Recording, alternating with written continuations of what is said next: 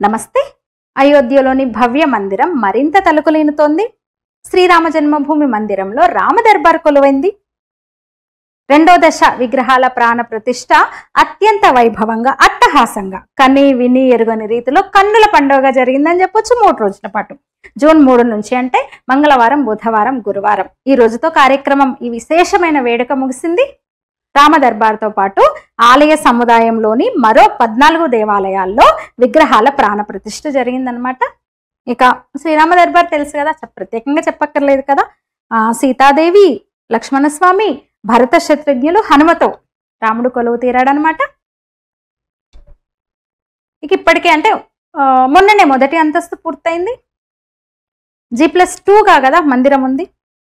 Ground ఫ్లోర్లో అయితే బాలరాముడు ఎప్పుడో కొలువయ్యాడు. భక్తులకు కనువిందు చేస్తున్నాడు, అనుగ్రహిస్తున్నాడు భక్తులను బాలరాముడు ఇప్పటికే.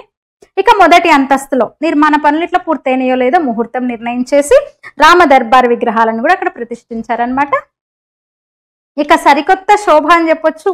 161 అడుగుల శిఖరం, పూర్తిగా బంగారు తాపడం, అలాగే పైన ఏర్పాటు చేసిన స్వర్ణ కలశం.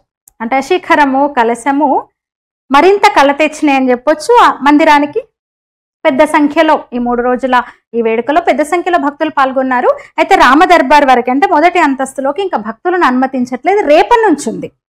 విగ్రహ ప్రాణప్రతిష్ఠ అయితే జరిగింది కానీ రామ దర్బార్ కొలువు తీరింది కానీ భక్తులకు మాత్రం దర్శనానికి రేపటి నుంచి అనుమతిస్తున్నారు.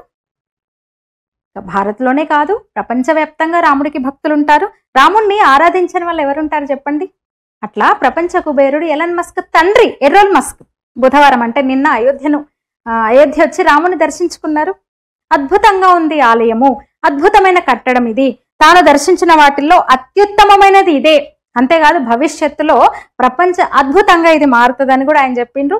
అసలైతే ఆయన మందిర నిర్మాణం పూర్తయిన తర్వాత వద్దాం అనుకున్నారంట భారత్కి, అయోధ్యకి. G+2 కదా, ఇప్పుడు మొన్ననే మొదటి అంతస్తు పూర్తయింది. సెకండ్ ఫ్లోర్ కూడా ఈ ఏడాది పూర్తిగానే అక్టోబర్ కల్లా పూర్తి చేయాలని లక్ష్యంగా పెట్టుకుంది రామ జన్మభూమి తీర్థక్షేత్ర ట్రస్ట్.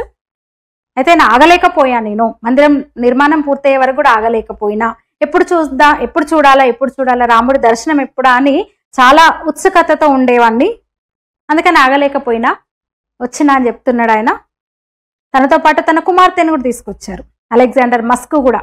ఇద్దరు కూడా చక్కగా తండ్రి కూతుళ్ళు మన భారతీయ సంప్రదాయ దుస్తులు కుర్తా పైజామాతో అయోధ్య రామయ్య దర్శనం చేసుకున్నారనమాట. అంటే రెండో అంతస్తు పూర్తయింది, రామ దర్బార్ కొలువు తీరింది.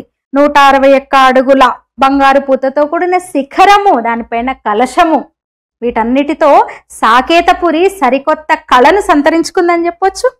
మీరు వెళ్ళారా మరి అయోధ్య? బాలరాముణ్ణి దర్శించుకున్నారా? రామ దర్బార్ చూడడానికి ఎప్పుడు వెళ్తున్నారు? వెళ్ళినట్టయితే అయోధ్యలో మీ అనుభవాలు కామెంట్లో తెలియచేయండి. ఈ వీడియో నచ్చితే లైక్ చేయండి, షేర్ చేయండి, ఛానల్ని సబ్స్క్రైబ్ చేయండి. ధన్యవాదాలు. జై శ్రీరామ్.